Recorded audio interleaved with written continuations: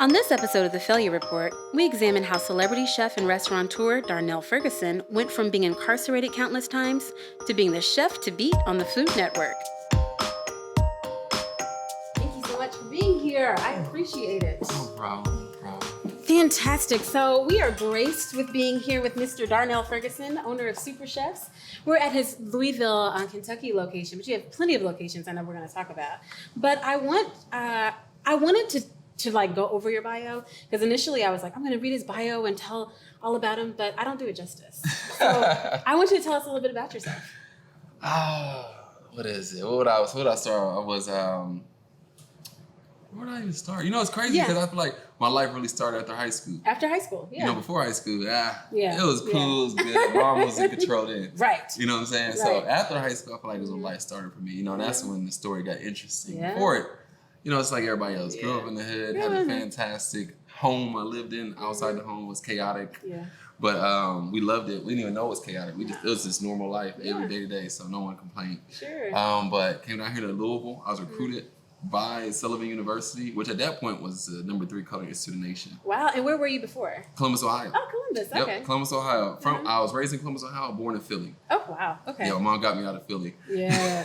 Real fast. Which is smart of her. You know, I don't know where I'd be if I was in Philly. Right. There ain't no joke out there. Sure is not. So, got down here to Louisville. It took me a long time to get myself rolling in school, but then once I did, I was off to the races. You were ready. At Sullivan. That's amazing. And Sullivan was a beast back in the day. I don't know what they're doing now. You know, ever since they want all these loans, I don't communicate no more. Shout out to Sullivan for being a little shady. So they got me here. You know, ended up getting married, got a ton of kids. Yes. You know, I think myself like a Solomon or David. You know, lots of children, just fruitful and multiply. Yeah, good example for populate the earth. Yeah. You have 3. No, 4? 3 times 2. 3 times 2, got it. Yeah, that's how I like to say it. It sounds better than 6. It does, right. You're absolutely right. I'll be on TV, they're like, you got 6 kids? Yes. I'm like, that does not make Father's Day no better. You know, it just frustrates you more. Like, how all 6 of them don't care. Right. You know, at the same time. Yeah, Mother's Day is big, Father's Day is, thanks, Dad. Yeah, that's why I want to be by myself on Father's Day. That's funny. That's funny. So I was reading, and I've followed your career for many, many years, and I've heard you speak a few times about, you know, a time in your life where you failed. You've had a few what I would consider just really low points, but I would really love for you to touch on a time where you said that you were in and out of jail. Yeah, that was really the biggest failure for me, was seeing myself, what they used to put in, you know, the dairy care programs, they used to come to your school, there, you know, keep kids off drugs, tell you what not to be like. Right. And then I looked at myself like, I stopped counting because I just kept getting locked up. Yeah. So you never count when you're doing it. You know what I'm saying? It's not until you get in hindsight, like, dang, I was locked up this many times. And I remember the last time I was locked up, I was like, man, I'm like, the people in the programs, they tell you about, like, you get in the system, you can't get out. You can't get out. Like, I wasn't like a vicious animal out here killing people. Sure. You know what I'm saying? Like, I wasn't meant to be in jail. Right. You know, so when I was in there, it was never comfortable. I don't think it's comfortable for nobody. You're right. But people say I'm not made for this. I'm not made for this. But, you know, that kind of really shaped everything for me. That was my lowest point, man. I was like, how did I come from the Olympics? I was a chef for USA teams in Beijing. Wow. You know, how did I come from that to coming back and doing all these auditions for our kitchen, like being perceived as like going to be off into the races in my career. Right. To like, now I've been locked up, now I lost my whole path, now I got to figure out where I'm going to start at again. Wow. You know, so I just had to figure out life again. That was where I did. I told myself, I didn't know what I was going to do, but I knew what I wasn't going to do. That's right. I was like, I ain't selling no drugs again. Yeah. I ain't hanging around these people no more. Wow. I was like, I'm going to figure it out, and I'm going to do it no matter what it takes. Yeah, and it was just one day that you just had that aha moment, or was there a defining point where you were just like, I'm not doing this anymore? I was locked. The weird thing that got me was I was locked up, and I'm not from here. Okay. So people know me now, but at that point, no one really knew me. Like, I'm not from here. I came here for college, so I'm just another college kid that's in the city that I'm from. But when I got locked up the last time and everybody knew my name, I was like, okay, this is getting out of hand. I was like, let me fix this. Yeah. You know, and that was where I was like, you know, I'm gonna go back to cooking. Leading in Color is a podcast hosted by Dion Stokes, founder of Joint Effort Business Marketing Consulting, and me, Marta Miranda Stroud, founder of Catapult Now, an organization and leadership development and training firm. We thrive on engaging in raw, courageous conversation and topics that unpack systems of oppression that impact leaders at the margins of white, patriarchal culture. So I went to the protest, and when I went to the protest, there weren't a lot of white faces in the crowd. And I thought, what's wrong with this scenario? Because, people have been organizing around all these issues, and in the white activist community, there was this question, why don't black people join our movements? We are passionate about naming and dismantling the barriers of implicit bias, raising consciousness, and forging new ways to think about leadership. Join Leading in Color. Join the revolution. I took time off of cooking. I got back from Olympics. I graduated college. I was taking a hiatus from life. Why not? I'm making good money. Sure. Living why not? life. Yeah. You know what I'm saying? I told myself, because I was a smart dude, even though I was doing dumb things, I was still smart. Right. So I told myself, okay, save money. You're going to start your own business. You're going to do it like this. And as soon as I got to my last time, like everybody in drugs, I was like, this is my last time. Everyone knew it. Yeah. I was going to Vegas to celebrate. And then I got locked up like for the last time. And it was so big that I was like, I gotta get myself together. I lost my whole dreams. Like I thought I was gonna just start a business. I thought I was gonna be off and running. And then it just got deterred because if I don't get the money the right way, it ain't gonna happen. It's not gonna stay. Exactly. You know what I mean? It's fleeting. It's like money with holes in it. You know what I mean? So I remember that you had a restaurant in the back of a consignment shop. Is that correct? Yeah, oh man, consignment shop, gyro shop, Yes. fish store. I had to start off with the crumbs. With the crumbs, It was right. hard to do it though because I felt like at that point when I did it, I had already started to make my name. I'd already done some big things, and to go from top restaurants, and then I left, and I'm like, how am I going to tell people that I'm cooking in the back of a gyro place on the back of a consignment store? Like all my friends is in big restaurants running things. I'm like, how am I starting this with no money? So I had to start however I got it. Sure. It was real humbling for me. It was so humbling that I actually knew nothing about being humble. So now that's deep. You didn't know how to be humble. I didn't know how to be. No, I didn't have to be. I only knew pride because my whole life up until that point was all about a career. Right. Everyone's like, what are you going to be? What are you going to be? What are you going to be? Right. No one said like, who am I going to be? You know what I'm saying? How am I going to do it? The only thing I was worried about was like my career. So therefore, so much pride was in it. That's all I had was to be a chef, to be a chef, to be a chef. So it kind of cut me deep to where no one even knew it was me. I used to market. No one knew who SuperChef was at that time. So I used to market it. We put the flyers in the cars and all this stuff to get people to come out. But I stayed in the back. People didn't know. Like I never told my friends like, hey, this is what I got going on. This is what I'm doing. Because I was real ashamed of it. Yeah. I'm like, why is this my story? That is so interesting that you found shame in it. So let me explain what this, in my opinion, what this consignment shop looked like. It was so cute, but I'm a consignment shopper. And so it had consignment in the front, and then there was like a restaurant, bistro stepped up, and you had like a little bistro in the back. There was a few tables, and great people were working there at the time. And I just saw it as like a miniature Cracker Barrel. I was like, now this is what everybody should be doing. And so what you saw as a failure, people coming in, when was this, in 2015? We started in 2012. In 2012. But you seen it, that was 3 years into it. Okay. But the thing about it is, that's how you seen it, but I had got to see people walk in. Like, people would tell people to come, all the food's amazing. Yeah. They would walk in. I'd be up there at the little desk they had in the front, and then they would walk back out. I'm like, hey, did you want to see the menu? Like, nah, we go eat somewhere else. This is not what we thought it was going to be. So for me, as an owner and chef, I'm like, oh my God, this is just humiliating.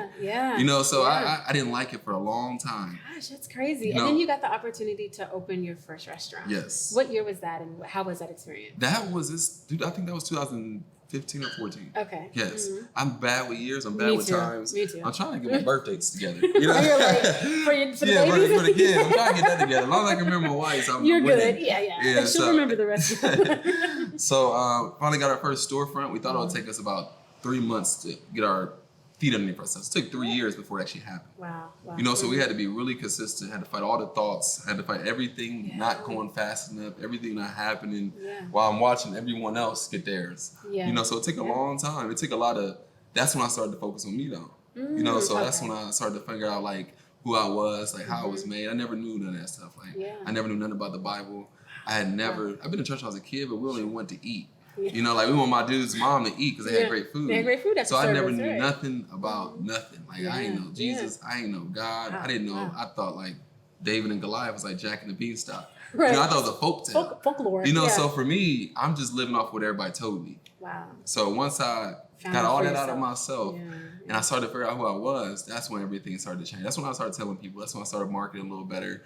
That's when I started taking pride in what I had and start comparing to everybody else's. That's amazing. That's amazing. So you identify that as a real turning point. Because I remember coming to your restaurant and seeing like Bible verses on the back of the shirts. And me as a Christian saw that and was just like, oh, that's dope. You know what I mean? Because a lot of individuals aren't standing like that for Christ. You know what I mean? In their business. And so I saw that again as like, man, that's so great. You know, and so what perception versus my reality was so different, you know. I had to give it back. That's why we still do it now on our menus. You know, we got everywhere we try to figure out how we can give honor to God because I know what I was before him. I have no hope. I was a great chef, but that's my gift. Right. You know what I'm saying? My gift was given to me. So I had that way before I even knew how to take care of it. That's so amazing. Yeah. So I when I wanted to interview you for the failure report, I ate at your restaurant one Sunday, and we had some friends in town from Huntsville, and we came in and ate. We had an amazing time. After that, we went around and we were shopping and all these things.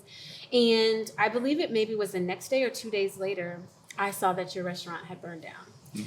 And when I was, you know, thinking of individuals to interview for the failure report, I looked at that as just like, how low does that get?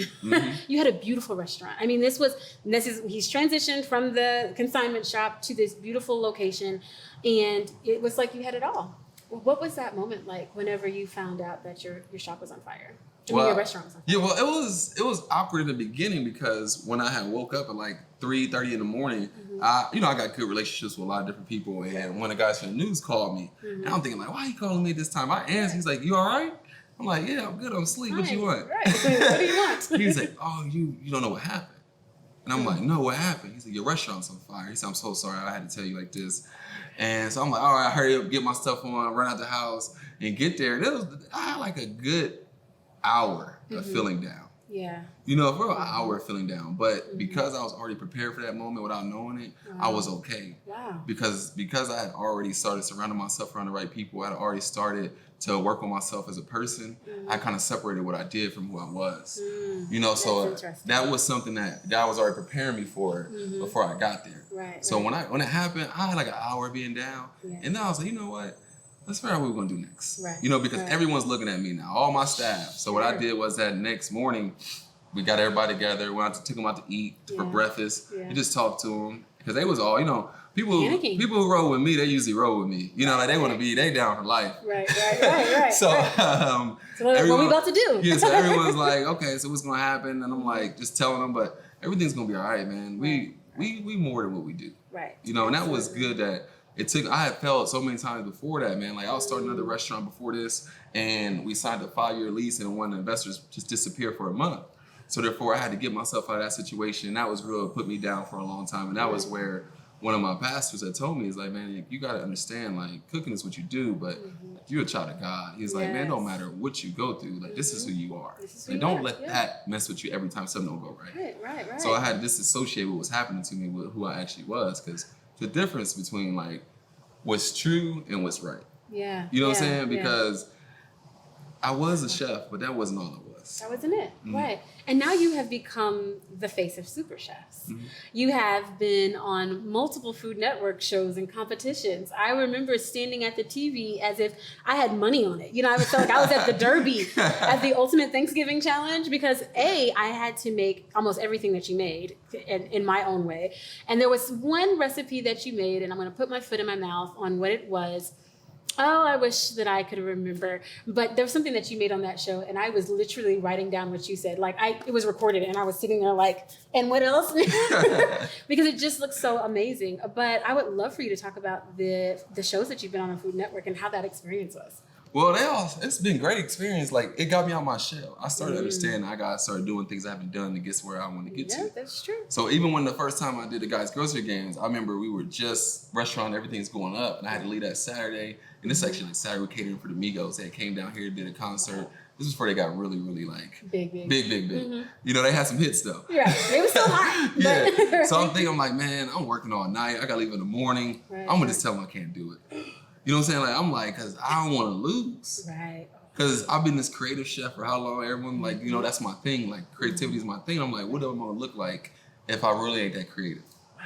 Yeah. So I was nervous that, am I really who I say I am? Because we about to see. It's about to be tested. You know, it's about to be tested so you for the had first a true, time. like, fear of failure. So you'd rather sure. not do it as opposed to try to do it and maybe win. Yeah. Or maybe lose. But listen, that one show I did has catapulted me into doing over 10 other shows. Wow. And if I wouldn't have said yes to that one, because I had to get over it, like I was really like, man, I don't want to lose, man. Like I'm winning in life right now. I don't even want to see me on here and see me lose, and that's bad for business. And if I didn't do that, I don't even know if nothing else would have happened. But since then, it's just been, I just been proving to myself every time I do a show. They called me to do it in October, and I'm like, I told them, yeah, no sure we'll do it. But that's because I want my own show now. Yeah. But the thing about it is I'm really just always doing a show to try to figure out like, how can I improve and impress myself now? Yeah. Because like even when I did the Thanksgiving show, my goal was to do things I never did before. Really? So that was my personal goal. I said, I'm gonna do this. And like, oh, how good are you at Thanksgiving? But then when I got there, it's different when you do a show and you know you're dominant and you feel like you're the dominant person. Right. I've never been in a show before where I felt like I was at least dominant. And I was up to these chefs. I'm like, they really good. They're really good. Like, and you know, you get to talk to them. Yeah. And I don't talk chefy. Right. You know what I'm saying? Even with chefs, like I talk like in layman's terms. That's how I communicate with people. I don't need to sound smart. Sure. You know, it just comes across, you know, hopefully. Yeah, it does. You're not saying, you know, and I was 69 in life and I was in the weeds, you know. But they was all talking like this. I know the lingo. I know it. I know everything they talking about. I'm like, this about to be real. Right. You know what I'm saying? Like, I feel like this ain't, they've been that long since they James Beard Award winning chefs. They running big time hotels. I'm like, oh my goodness. Yeah, what am I gonna do? Like, this is about to go down. Right. And this is the first time I felt like I had the least amount of knowledge. And I doubted myself the whole time. Wow. Even to the point where I won. Like, I'm still like winning. I had to make sure I won. So it took me a day. It took me a day to celebrate. Right, you know, because I didn't think, I'm like, man, I beat everybody. And I won. Yep. And it's me. And I did the one thing I said I would never do, which is desserts. Wow. And I do it every episode. I had to do a dessert. Yeah. And I don't bake. And people know that about me, know like he's not gonna do no desserts for you. Like I just don't find no. In cooking, you should love it. Yeah. And you should definitely love what you're cooking, because if you don't, it comes across as that. It does. So I'm not gonna bake nothing and bake it with hatred. Yeah, right. With impatientness, like, oh my God, he just wanna whip through this to get over with. So, you know, I learned a lot through those shows. I learned a lot about who I am through those shows, because I keep doubting myself. Usually the only enemy most of us really got is ourselves. Ourselves. You know what I'm saying? Like, we got ain't nobody trying to kill me. No, you know, nobody. Like somebody can hate on me, but they ain't my real enemy. That's just called life. That is, and we do it to ourselves. Like we said that fear of failure. If you never did that one show, 10 shows would have never happened. So when the opportunity presented itself, you taking it changed everything, and that's an amazing testament. It's so funny. I remember learning. Because I do love to cook. I learned so many tricks from you about cooking. So one time you didn't have any buttermilk and you were like, just put a little vinegar in it. And I was like, shoot, yeah, man. I had to make some powdered sugar from scratch. Powdered sugar. I remember that one too. And everybody even on the show was just surprised. But it was one of those situations where you realize, like, when I'm faced with adversity, I will stand up to the challenge. I will succeed, because failure was not an option for you. And so one of my last questions is really, what kind of advice would you give to our next generation?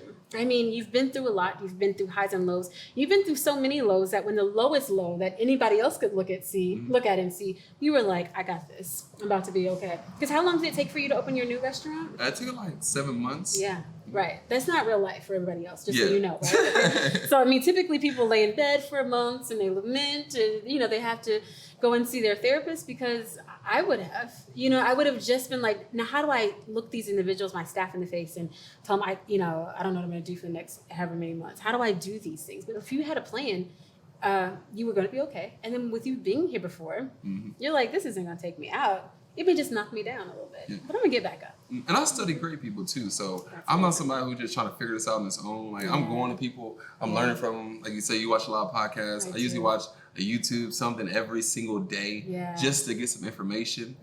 So for me, you just gotta love what you do. And that was one of the things I watched today, and it was like, man, you gotta love it, because it ain't worth it if you don't love it. Because too many things don't come and knock you off path. Like, if this is what you want, you gotta know you're gonna be tested to make sure it's for you. It's for you. Because if it ain't, it's enough that's gonna happen in life to throw you off your course and make you stop. Yeah.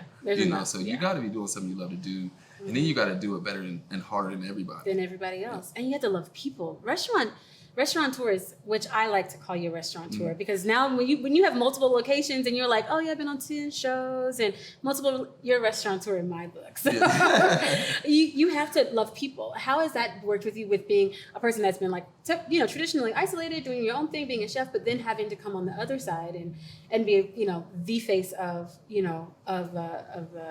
a probably multi-million-dollar business? How does that work? Well, I gotta do it for people. This is my mission. So therefore, a lot of times people gotta go to Africa to do some good. Yeah. Like I get to just go to work. Yeah. You know what I'm saying? So it's easy Yeah. for me. And then I think my staff sees that. So therefore, if it wasn't for me doing this as I felt like this is my purpose, I wouldn't do it at all. Yeah. Because it ain't worth it. You know what I'm saying? Yeah. It really ain't. I could go be a private chef for tons of people if I wanted to. I could do this in a selfish way and just go home to my family and be good. Yeah. But I know I wasn't made for that. I know I'm not cut like that. Yeah. So therefore, I know like what I've been through, what I'm going through is to show people. So I share it so much. I sit down with my staff.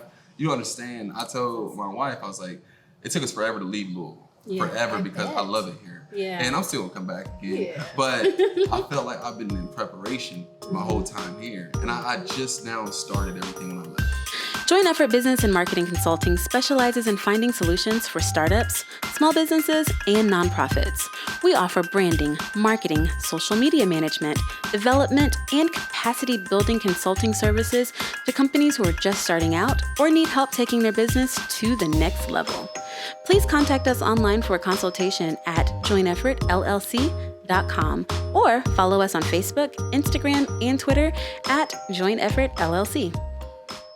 But I said, I feel like Alabama needs me so much more than Louisville does. Wow. Because like literally, I do more meetings with people about personal issues than I do about cooking and scheduling and work. I'm like, oh my This is your goodness. mission. This is what you were born to do. And they all trying to figure out something, and most people just ain't got nobody. That's true. They don't know who to go to for knowledge. Right. They don't know nothing. Right, When it right. comes to how do I get something different in life than what I've been getting. Yeah. So you do got to go to, that's why people say they go to seminars. There's so much, opportunity is not what we're missing. It's true. We just missing knowledge. You're just missing knowledge. You know what I'm saying? Because most things I tell people, I told my guy the other day, he asked me for some advice. I said, hey, I'm tired of giving out advice to people who ain't listening to. That's right. You know what I'm saying? So if I tell you this, Do it. let me make sure you doing it. Yeah. Because I ain't got time to be telling everybody. I'll take time with everybody. Right. And like, I'll be like, okay, I want you to go down, I want you to write down what you want out of life. Because Yeah. we're not going to do this whole sit down and I mentor to you, but you don't know nothing about yourself. Right, So you go down, I want you to take some time with yourself, write down everything it is you want out of life. I want you to tell me what kind of house you want. I want you to tell me what kind of income you need to make. You know what I'm saying? Put a dollar amount next to it.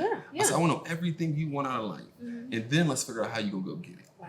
Let's get a goal. Let's get some plans. Let's have some steps. Let's get something. Because as long as you see yourself moving forward, you're happy.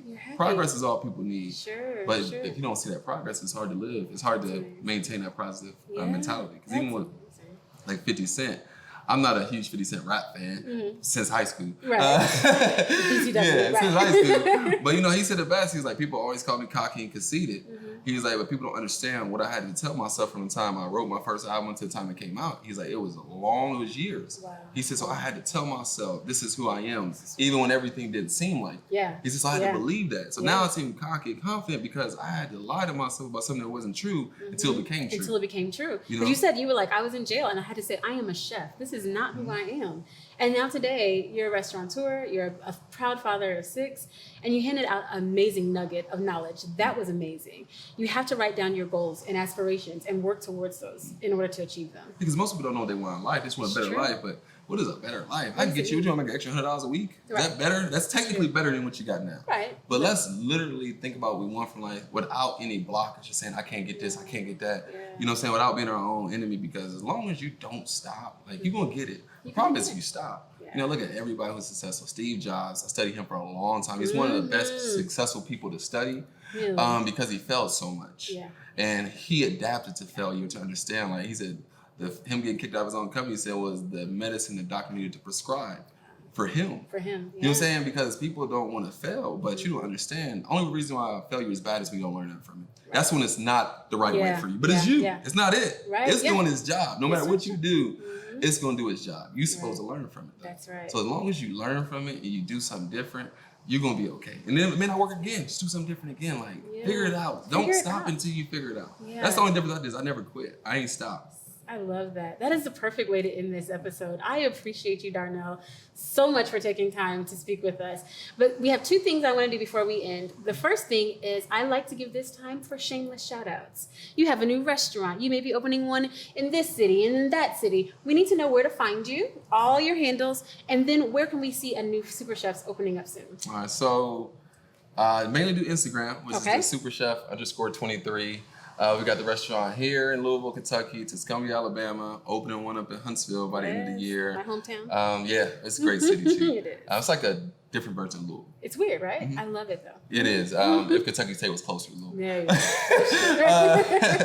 And then hopefully we get this one in Atlanta called Traffic open up by the end of the month, in the next month. So just really trying to get out there. My goal is to use my success to show other people how to get theirs. Yeah, that's because awesome. it doesn't matter if I'm cooking or if I'm trying to be a doctor. No matter what I'm trying to do, there's a way. People have already done this. Yeah.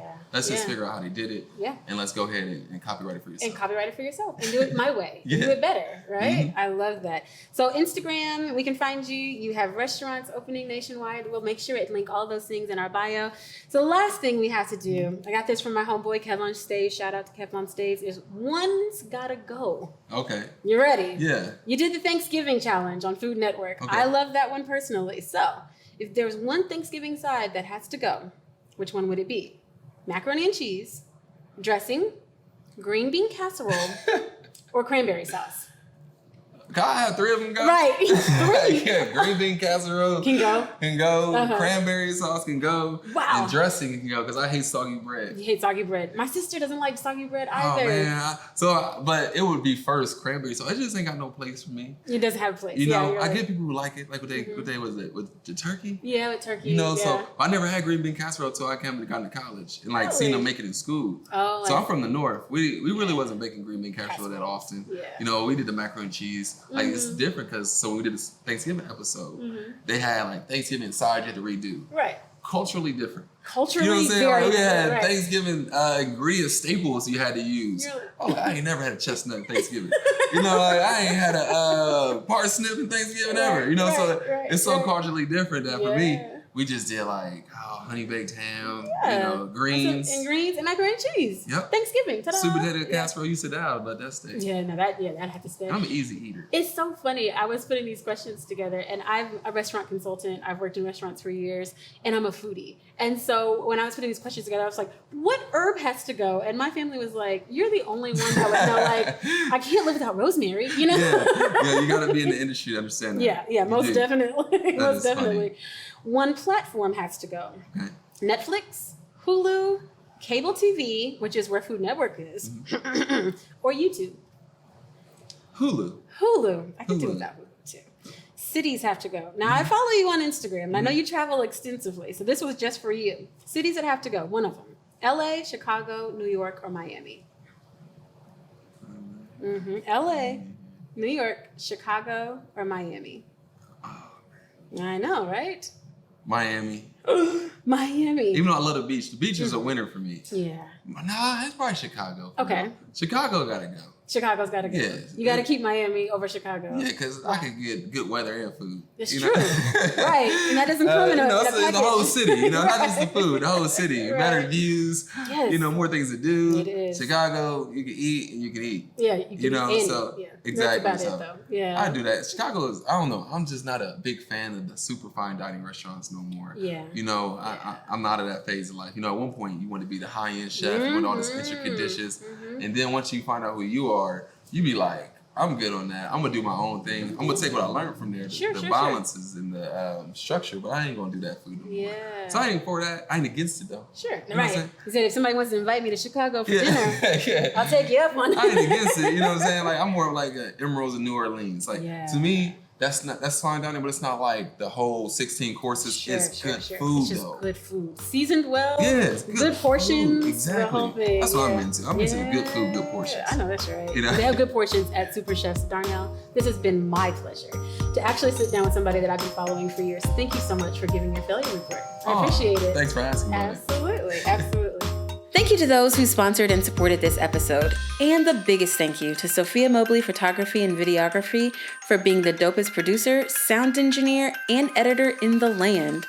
Please like, share, and subscribe at The Failure Report on YouTube, Facebook, Facebook Watch, Instagram, IGTV, and on Twitter at Report Failure since The Failure Report was taken.